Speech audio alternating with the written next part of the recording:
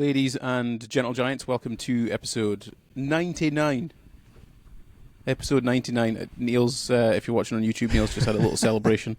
There's a iOS update or whatever it is on Apple where you can like react to the camera, and it does all sorts of balloons and hearts and celebrations and all bits and pieces.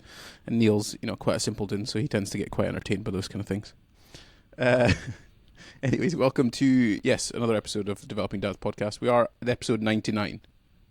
It feels like we should be like celebrating these milestones. I don't know how many people get to a 99 podcast.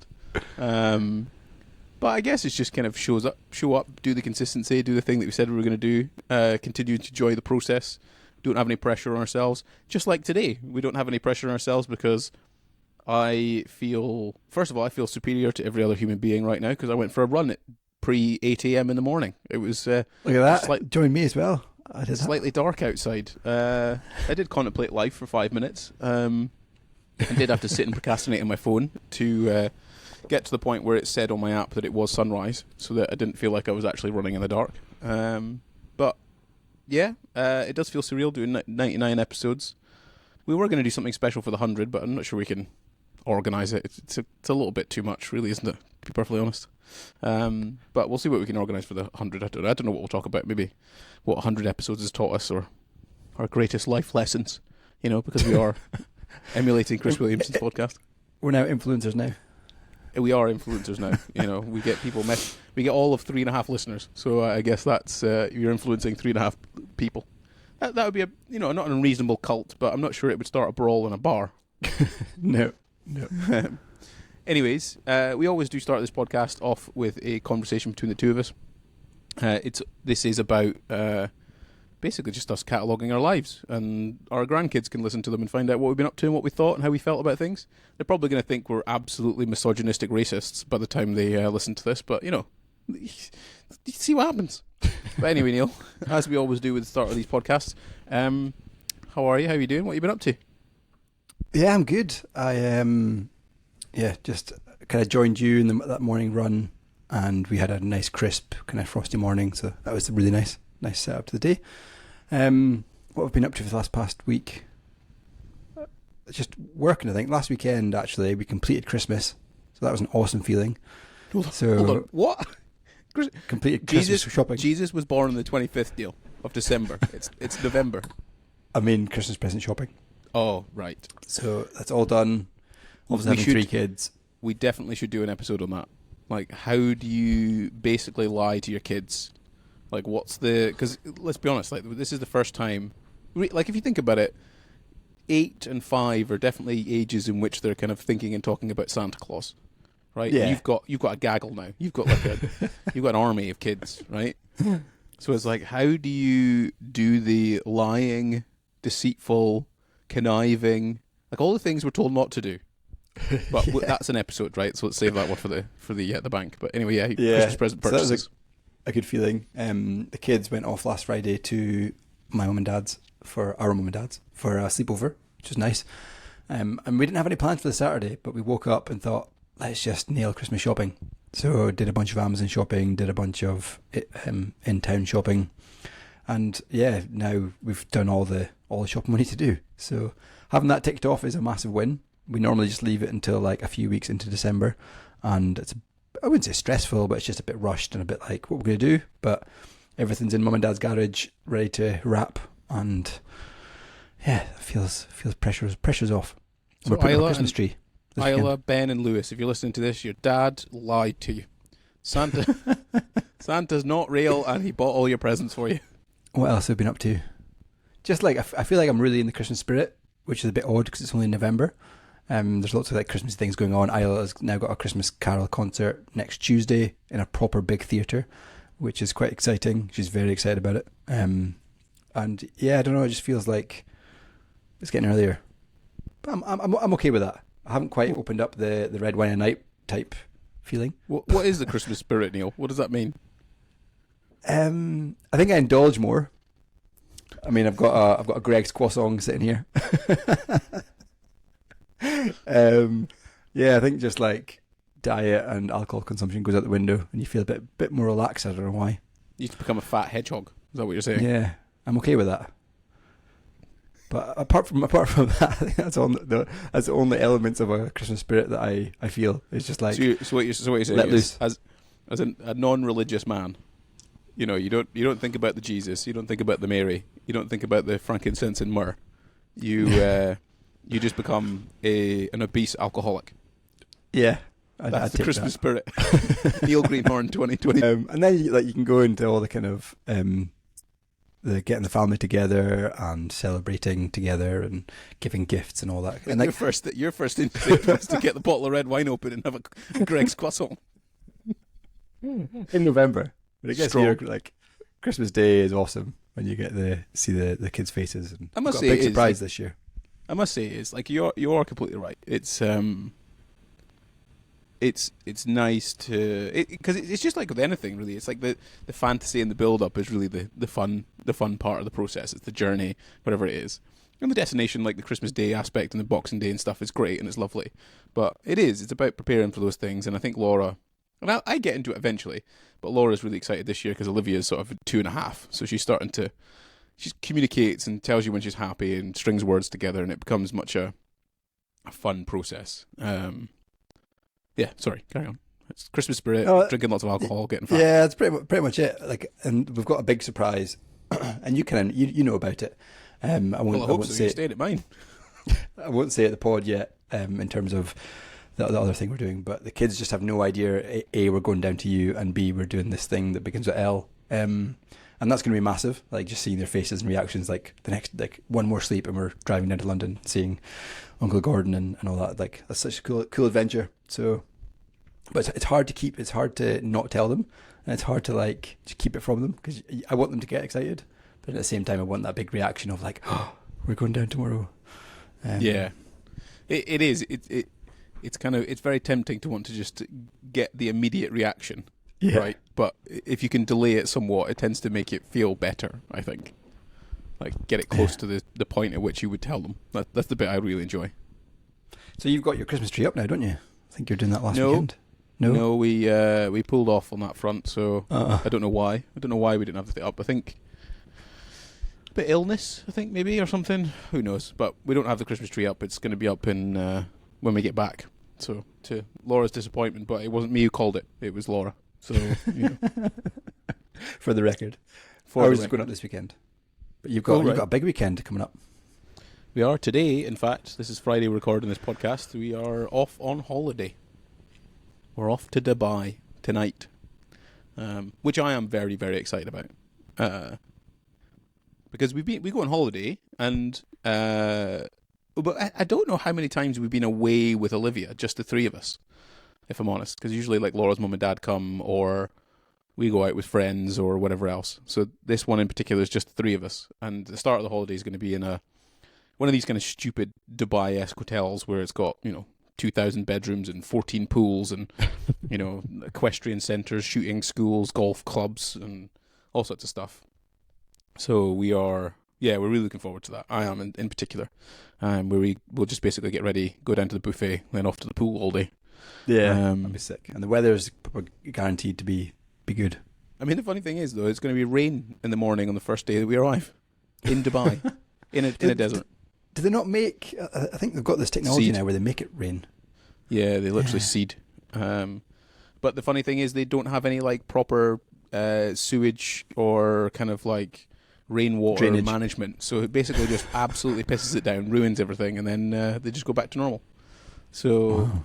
So that's the first bit. The rest of the time, it's all like late 20s in terms of temperature, all bright skies. Like it's going to be idyllic, I think is the way to put it. It's going to be absolutely amazing. Nice. We also get to go and see some friends, which is really nice, like Dawn and Alia and their daughter Anaya. We get to go and see them, hang out with them, see how they're getting on, because they've made a massive move to go out there as well. And we're just going to have like 10 days of fun and enjoyment and everything about it. And, It'll feel quite Christmassy because Dubai's probably getting ready for Christmas. I mean, Dubai's a Muslim country. UAE is a Muslim country, so it's kind of like true. So Christmas, like Jesus is acknowledged in the Quran, but not necessarily celebrated. He's not the prophet or the Messiah. Yeah. So there is, like, you'll have Christmas trees up and all that kind of stuff. Like, it's not something they avoid. So there will be some levels of Christmas feeling, I guess. But it's just the hanging out with the family. I think that's exactly what you've described. It's kind of like just having a holiday with us three, going away, enjoying ourselves, and then having a good time.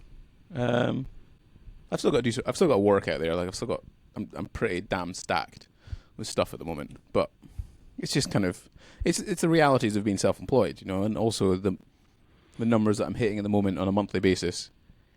Like, I can work in the mornings and evenings. I can get up early, do some work, go to bed late, do some work. Like, it's not a big deal. When like, we haven't really talked about what you've been up to last week. What have I been up to? Work. Friggin' working. Just sat. You know when you're just like, I don't know where the day's gone. I mean, we tried to do this podcast a couple of times this week, and it's been... Yeah, because, you know, I get to the end of the day where it's like, you know, I finish at about, let's say, 6, between 5 and 6 I'll finish, because I've either got to pick up Olivia, look after Olivia, or do something with Olivia. So it's either pick her up from nursery, go and get her from Nana's. There's only one day that I don't, and I can just work through. But even then, it's like, then when I've got Olivia, it's then getting her ready for like doing bath time. So from 6 till like 6:30 we have Peter Rabbit or Zog. Then it's 6:30 till 7, which is then bath time, and then for 10 minutes it's like a book and a bottle of milk, and then it's put her down. Then it's come downstairs, then put the dinner on, and by the time you've eaten your dinner, it's 8 p.m. Yeah, at least. Yeah. And you're a bit like, oh my god, where's, like, I got up at 6, 6:30, 7, and not stopped. So then I'm like, whoa, I just want to stare at a screen for an hour. But then I try and do an extra hour of work before I go to bed. So it's kind of like, it was a lot. So I'm just trying to like juggle all. So when do you make that call of like getting a Gordon Mark II? Yes, good point. I don't think I've maxed out my systems yet, because I think there's part of what I'm doing is kind of administrative. It's not like particularly complicated. It's just administrative. So I need to work out like what should I be leveraging as my skill, and then can I hire someone who's maybe an EA, like a VA or something like that can handle some of the stuff for me. So yeah, there's a bit of that. So I think I'm probably going to sit down and think about a little bit about some of the things that I'm doing, and maybe I can shift them around. But it's just work. Like, I can't complain, right? Yeah. You know, revenue this month in particular has been the most that I've ever generated, I think, from known memory. Next month will be not far off exactly this month. So it's like I've just got to work, Neil. Yeah. It's a season. You'll get through it. You'll find a solution. You'll hire more people. It's got to work. But I've been like I'm forcing myself to not neglect the health thing. I'm on a bit of a roll. I've been going 3 or 4 times a week, either a couple of runs or a couple of gym sessions or a combination of both. So that feels nice. Like the run today was kind of like one of those. So I got new trainers. Did I tell you that? Yeah, well, I saw them on Instagram, I think. So yeah, I got some Hawker Clifton 8s. Got them for like 40 or 50 quid off Black Friday sale. And isn't it funny when you buy equipment that's specifically for a thing? You want to use it, you want to try it, you want to motivate you. That's it as well. But it's more also like when something's made to do something, like specifically to go for a run. Because I've got like the Cloud On trainers, and they're soft and squidgy, and they're all right. But I put these on, and I was like, it basically like rocks you forward just a little bit. Like it makes you go forward, and it's like really squishy, and like they're quite soft, and it's just like a whole different running game. It feels like you're just running on clouds. It's really nice. So I'm glad I got them, and I got them I've got quite wide feet, so I got the wide sort of setting of them way better, like so much better, like way more toe space. I've noticed that running shoes, most of them are really narrow, and your feet just get squished. Yeah, but not good. So anyway, new running trainers today. So I do the runs that I typically do are either a long run, so I'm trying to work up to like a 10k like distance. I could probably do it now, but it would be like a slow pace. It would be probably 5.5 to 6 minutes kilometers, which that's not that fast. So I want to if I can work up to that. So I did a 35-minute run the other day. 6.5k, lots of elevation. It's like, you know where Portnell's Road is. Yeah. So it's a big hill. I basically start on that hill. Which is kind of harsh, but go up the hill, and then it's like a nice flat run along Chipstead and whatnot. It's really nice. Really nice area. So maybe we can do it one day when we go. So I did that. It was a good 35 minutes. So I'll build that up to, probably a 7 or 8k next time, and then keep going. Then the second run I'll do is a speed run, so as fast as I can, like a 5 kilometer, for example. And today I really wanted a sub 25 minute 5k. My best has been like a 22 minute 5k. So trying to get it under 25. When you start and your first kilometer in, you're like, oh, I'm blowing a little bit. And it only gets worse, right? Yeah. It only gets, I think my average heart rate was like top 170s, and I think I peaked at like 180 to 186. And I held that for like 4 kilometers. So it was lots of mind. It's funny how your mind is kind of the thing that you combat. And I think I got to about 3k, and then the stitch sort of started kicking a little bit, and I knew I was blowing. So I said to myself, right, let's get under 20 minutes for 4k, and then I'll walk home from there. Decent. Got 440 kilometers, 450 kilometers, just under that. So it felt nice. It felt good, but I was disappointed I didn't manage to finish 5k because I blew up really basically. But still, 19:33 for 4k was not terrible. Yeah, and that's almost on the way to under 25 minute 5k. Yeah, it would have been. Like I could have done a 5:30 kilometer, like really slowed down, and I would have made the under 25. But I was when you're done, you're like your heart and lungs. My legs were fine. It was just my heart and lungs just couldn't keep processing it. So yeah, So we'll definitely get a run down when I'm down. I'm toying with the idea of doing the kind of Markathon December thing where you run 5k every day in December. Done it twice. Might do it this year again. So it's either 20 minutes or 25 minutes or 5k, depending on what comes first, a day of any kind of exercise. Oh, any exercise. All right. Yeah, maybe not. Maybe I don't fancy doing that. It just challenges you, like Christmas Day and even like New Year's Day and stuff. Like not New Year's Day, New Year's Eve. Neil, I've done bodybuilding shows. Like that's hard enough. And then I would go to the gym. Been going to Pure Gym at least twice a week, and it's just amazing how I've been exercising for the best part of 20 years, and no one's changed. Still the same shit going on. Still gym bros.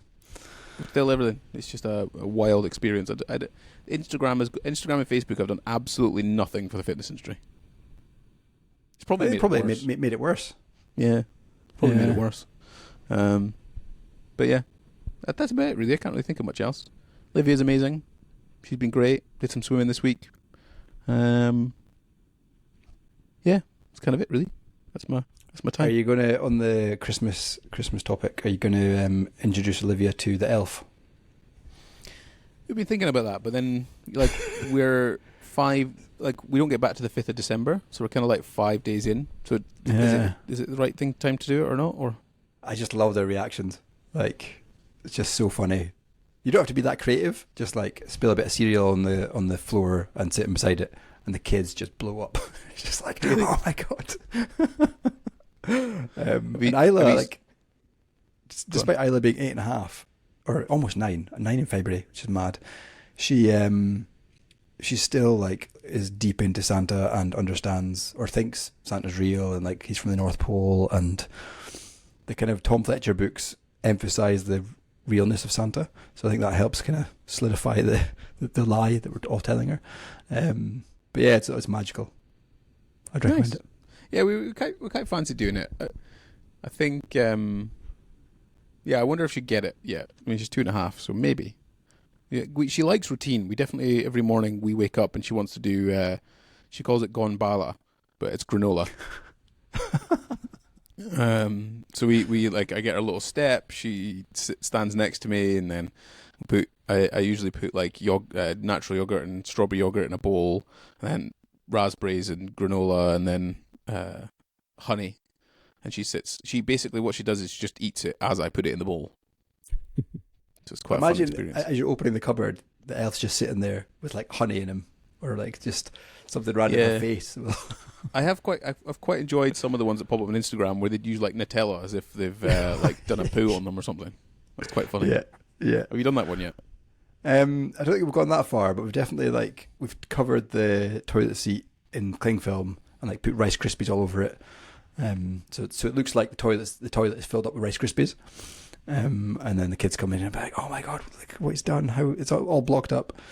And like they're so they believe it. Like there's no doubt in their eyes at all that the elf didn't do it. Just like, yeah. I mean, we were once that gullible, Neil. I know. So what time does Olivia normally wake up?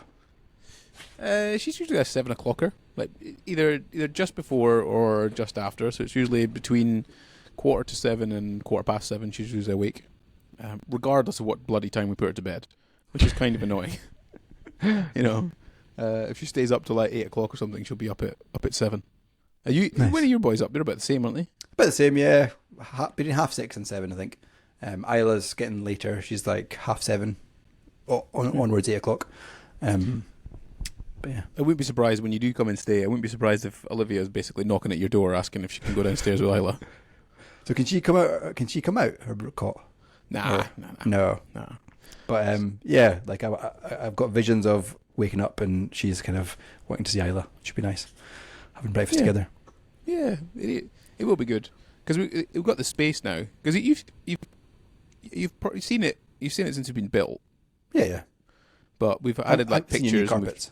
We've done new carpets. We've painted the hallway. We've got new the hallway's all sort of almost done. We should have some new lights and stuff installed by the time we get back, and then we've got some new picture frames and stuff we're going to put up.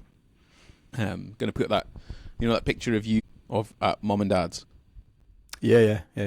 That's one of my favourite pictures I've ever taken. Like at the dining table.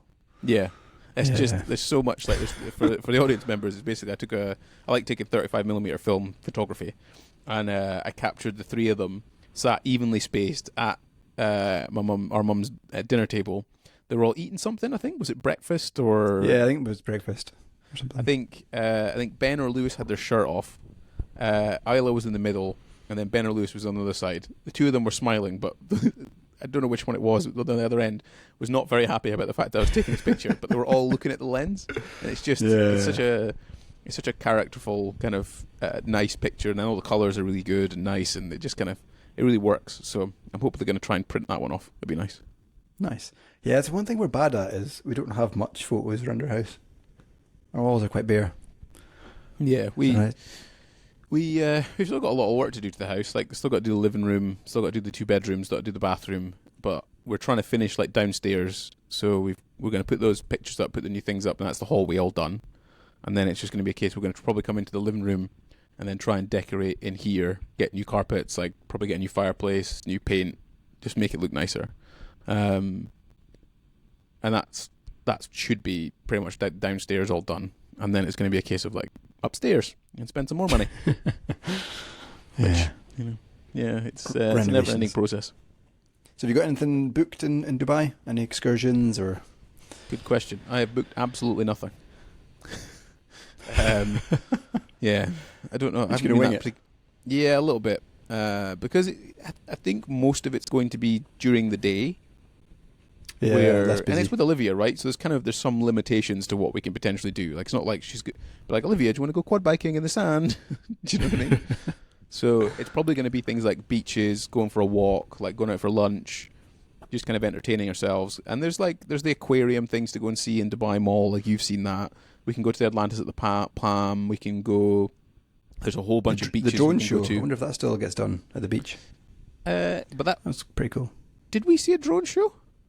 Yeah, we saw a drone show. Oh, okay. With all the lights and TikTok sponsored it because I just remember the TikTok logo. Oh yeah, maybe I don't know. Maybe, but it's like that, right? So we can go to lots of beaches. There's lots of like kind of walks we can go on. We'll go a bit of shopping and whatnot. There's if you can imagine what we saw when we went to Dubai, just imagine what the play barn kind of trampoline park things are like there, right? It's utterly Colossal. insane. Yeah, so we'll do things like that. But then we're probably going to go out because Dawn's obviously still working. Alia's not at the moment, so we'll obviously go out with them in the evening because you basically have like a live-in housemaid, so they can look after the kids when they're asleep, and then we can go out and have some drinks and whatnot. So it's kind of like it's a really nice, happy kind of medium, right? Because we get a bit of time with us, and then we get a bit of time with them, and Olivia gets a good time, but we don't have to stay in for the whole evening. So we haven't really booked anything yet, but there's also rugby sevens going on there, which I might go and see. Dubai Sevens is supposed to be really, really good, so we might go and watch that. But no, not really booked anything particular. It's only Laura's sort of second time ever in Dubai. Weirdly, I've been there like 5 or 6 times.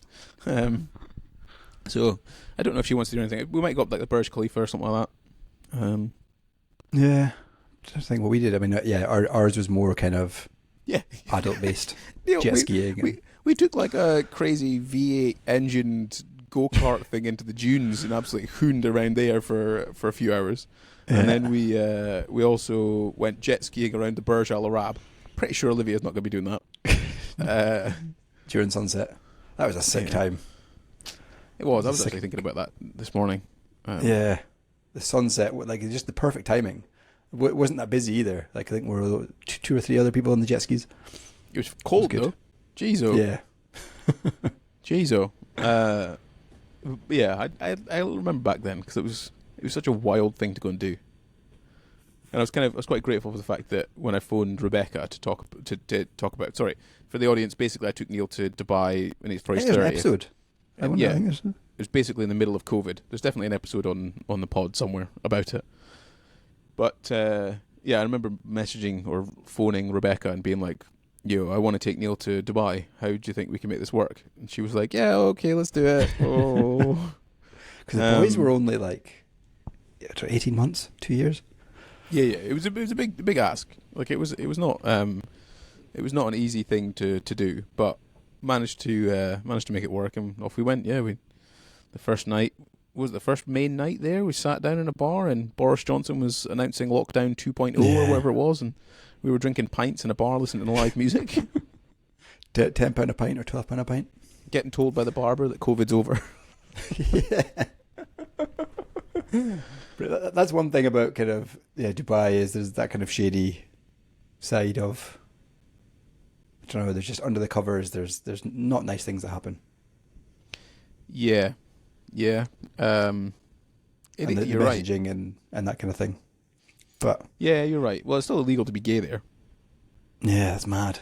Like it's still pretty old school in terms of, because the UK it was illegal to be gay. It was illegal to be gay up until about the 90s, I think. It was still illegal to be gay in the army up until the 2000s. Yeah. Have you heard of the new city the Arabs are building, Neom? Saudi Arabia. Yeah. Where's that in relation to Dubai? I'm rubbish at A geography. little bit further over. Because like they want to reinvent the kind of policies and be a lot more open and accepting. So I don't know if that'll bleed into. I think accepting. You can. It's your country. You can do what the hell you want.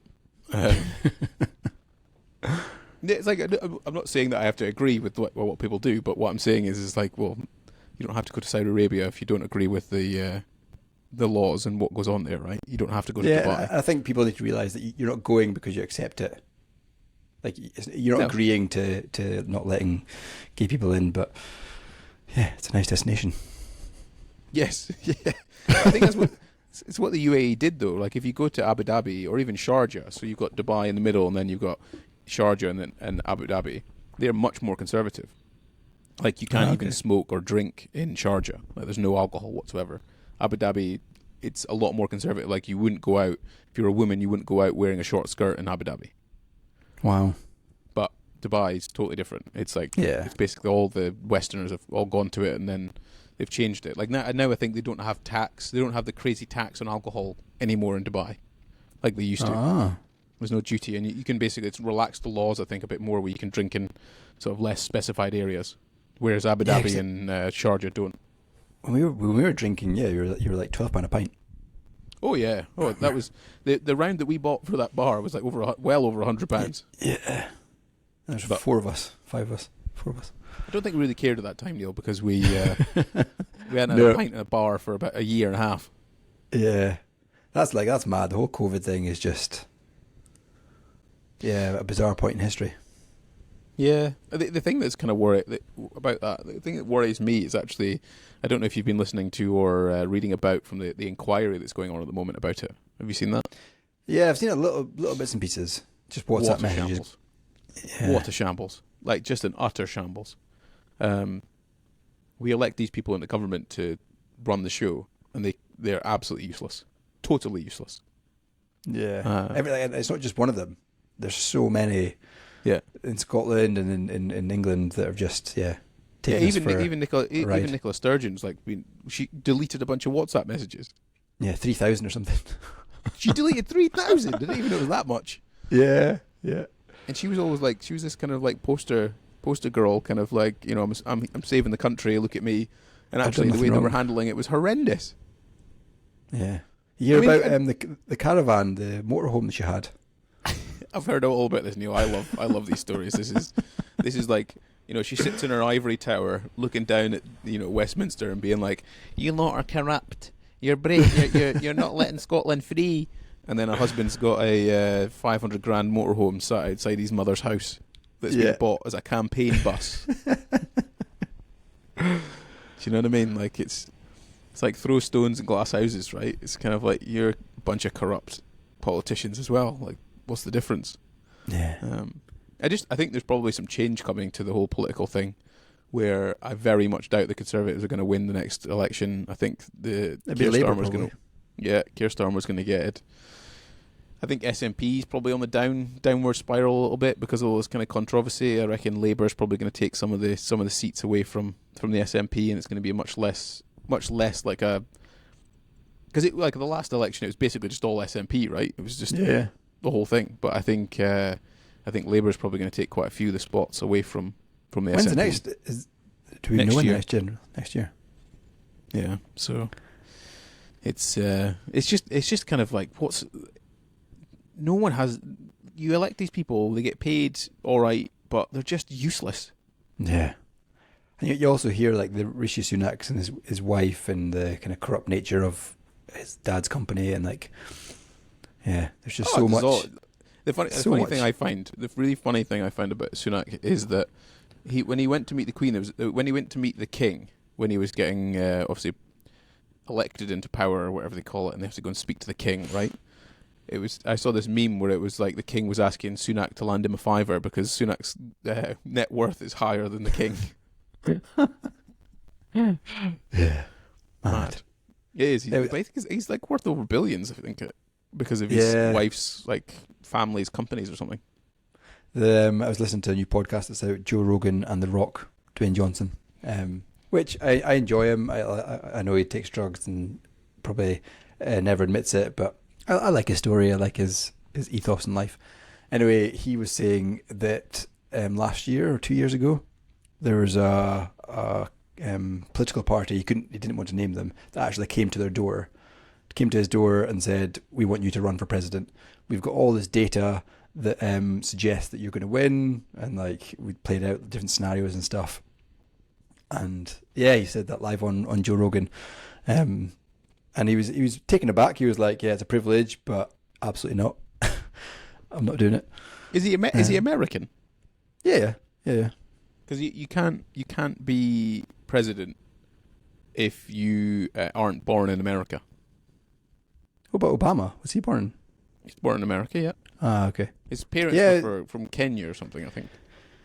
Dwayne Johnson is, but he said he never wants to be president. And he just the example that Joe Rogan went into was if you've got to kill a terrorist and you've got to take 1,000 civilians with them, how do you make that decision? They kind of delved into the detail of what it actually means to be president and what the decisions you've got to make and all that kind of stuff. It's quite interesting, but I can't believe a political party actually approached Dwayne Johnson. Yeah, because politics is just a popularity contest. Yeah. How did Joe Biden get in? It's fucking mad. He's not even he's away with the fairies. That I actually find quite interesting. Have you watched what's it on Netflix? where it was basically a program about how Russia and like a bunch of other places or basically like was it Analytica, Cambridge Analytica, Oh yeah. I've seen where that. they would basically rig elections. Yeah. So True. there was one election in Trinidad and Tobago where they have a Indian Asian population and a Afro Caribbean population. And what they did was they served like ads and things telling or trying to serve like Instagram kind of stuff and Facebook stuff to the electorate, saying that you shouldn't go and vote. Don't vote, anti-establishment, etc., like all this kind of like general rhetoric. Knowing that the Afro-Caribbean families would then not go and vote. But because of the way that sort of Asian structures or families and things, they would absolutely go and vote, regardless of what they're being told to do. So the parents would tell their kids to go out and vote, do all what they need to be doing. So what happened was that the Indian Asian Caribbean elected party got elected into the power. Wow. And they were sort of responsible for all this propaganda, essentially. Just through brainwashing. And so when I sit on Instagram now, I see lots of these things about Biden not being able to like talk and like stammering and like whatever. Part of me is a bit like, yeah, is it fake? Not just fake, but also but selective. So perhaps it is happening, but we live in a world of like the extreme edge of things, and only things that are extreme or seem controversial or someone's angry or upset about, then they'll promote that. Yeah. Do you know what I mean? So it's not like it's not. We're more likely to. So I think there's a thing of if you go to a restaurant, if you enjoyed the experience, you'll tell like 3 of your friends. If you hated the experience, you'll tell 11 of your friends. Interesting, yeah. So with that, like if there's something bad going on with like a high-end political member or person, then if they're doing something bad, it feels like they're going to promote that almost 3-4 times more than they are if they're doing good things. True. I guess you just never know now what's real, what's fake, especially with deep fake stuff. Yeah, I guess I don't want to go down that route. Like that's kind of that's scary. Still have to be observant. Have you heard of the OpenAI fiasco? Was this the guy getting kicked out? Yeah, so 2 of the founders got kicked out by the board and then rehired within 48 hours, 72 hours. By Microsoft, wasn't it? Yeah, so Microsoft hired them and then they got rehired by OpenAI. The suspicious thing is that with like 12 hours before the 2 guys were kicked out, there was a kind of email sent round with this emerging technology that if it was to be commercialized, it could be dangerous. And yeah, basically the board wanted to commercialize it. The 2 founders didn't and wanted to kind of check it out and see what it's going to be like. And then that was the decision. So there's this kind of technology out now. I don't know what it is. Some black box thing that nobody really understands. Was the catalyst for getting Sam Altman and his other co-founder booted out. It's moving quick, right? Yeah. This whole technology AI thing is moving real fast. Like real fast. But that's why I kind of said to Laura, I was like, the next thing you need to learn is how to use this AI thing or any AI tools. Like you need, like, if you want to succeed in your career, I think you need, or even life, you're going to have to learn how to use these AI tools. How do you prompt them? What are the best ones? What one works really well? How can you leverage it as part of your work? Because I use it all the time. Like I use a bunch of stuff for like the podcasts and stuff that I'm currently running for people. I'll use AI to help create show notes and hashtags and all sorts of other bits and pieces and titles and inspiration, all that kind of thing. Or I'll use Auphonic, which is an AI sort of thing that analyzes our audio to edit it perfectly fine and nicely. Image generation. When we started the podcast, there was nothing like this, and that's not that far. That's not that long ago. 2 years, yeah, 2 years, and yeah. So yeah, I used a system called Buffer to schedule reels, and I can take the content of the video and create a description for it and add hashtags. I don't use anything. I just upload the video, and it does the description and hashtags. And even Riverside, what we're using right now, creates clips for us. Yeah.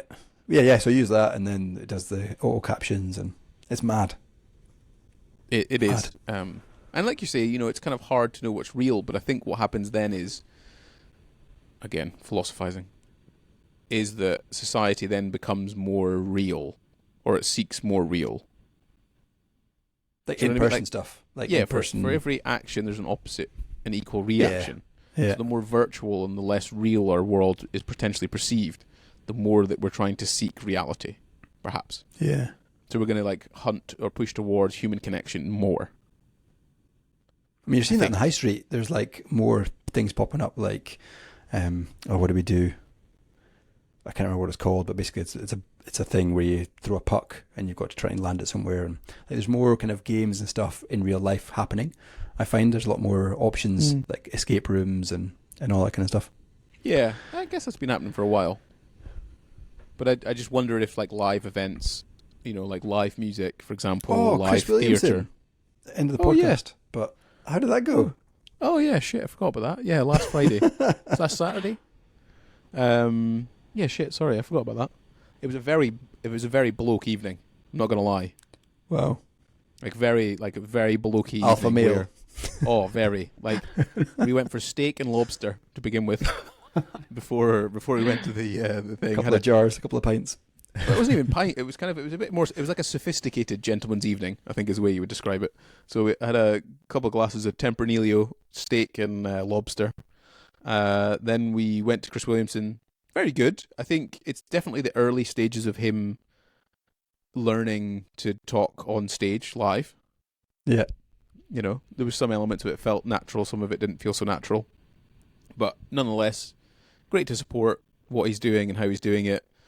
I did get the sense of the kind of, what's the word? Is it zealots? So people that are kind of like, you see Chris Williamson as a deity, kind of a god-like figure, you know. And I get that. Okay, culty kind of, yeah. A little bit, because, you know, I don't know why I feel uncomfortable about it, but I feel uncomfortable when people say things like, "You changed my life." Yeah. Like maybe there were some things that he's done that have made you reflect on your own life and you've taken action and gone off and done something with it. But it's not like we you know turned around to our teachers and said, "You changed my life because you taught me how to count." Yeah.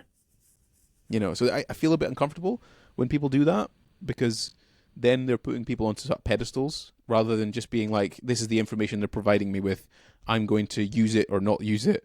And ultimately, like, I'm responsible for this. Yeah, you changed your own life. You did. Yeah, exactly. It was just that he opened your eyes to doing something about that. It doesn't mean that they changed your life. So I felt a bit uncomfortable with some of that, which is fine, but at the same time, maybe I'm half and half. And it was good crowd, good, interesting, fun, different. What was the topics like? 'Cause it was just him, wasn't it? There's no. Yeah, it's about self-discovery. I think it's from his book, essentially. So it's kind of looking at things like I'm talking about anxiety, talking about doing the thing, like, you know, just making a list. Yeah, making a list is not doing the thing, kind of thing. And what other things did you talk about? Like various paradoxes about stuff, how to get over kind of self-doubt, these kind of things, which was kind of good. Well, it was good. It was nice. Nice. And then we decided, so it was quite late when it finished. You know, it was kind of started at 7, finished at about, probably got out the place at about 8:30, 9. And I know 9 o'clock's your bedtime, Neil, but, you know, we kept going. And we went off to a cigar bar. You know, like if you talk about steak and lobster, steak lobster, self-development live stage podcast person, and then a cigar bar with a whiskey. Wow, you can't get any more. You don't smoke cigars, do you, Neil? No. Have you ever smoked a cigar? Yeah, like stag do's, weddings. Oh, right. Oh. But we'll have to have one day. So can you smoke indoors? Weirdly, in London, if you've like got an establishment like a cigar bar, you can sit inside and smoke a fat stogie. Wow. Did not know that was a thing. Do you ever fancy going to one? I don't know. I'd stick with the whiskey. You could have whiskey and a cigar. You could have a short one. But it was fun. It was really good, and we just sat talking about it. You know, just going over like what he was talking about and what I thought about things, and we were talking about life and business. And he's married. Well, he's not married, but he's got a kid. He's got a good business. So yeah, it was cracking. He's younger than you as well, Neil. He's like 27 or 28. a solid day out. Yeah, man. It's good. Good times. Okay. I really need to dash because I'm going to be late for my coffee date. Oh, right. So you're what you're saying is someone else is more important than your brother. Is that what you're saying? Yeah. Oh, great. Thanks. I'm glad you admitted that on the podcast. Ladies and gentlemen, that is episode number 99 of the Developing Dads podcast. Should I take my stuff with me to Dubai, Neil, and we'll do a pod? That'd be good. I'd like to get Dom on. Maybe Dom can be the 100th episode. Just Dom? even if it's half an hour. Who's not Dom? Who's Dom? What's his name? Don. It's Jonathan Don. with a D. Don. Yeah, get him on. All right, nice view of the beach or whatever. All right, I'll try and figure something out. Either way, yeah, episode 99, phenomenal.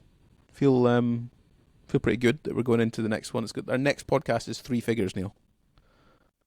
Mental.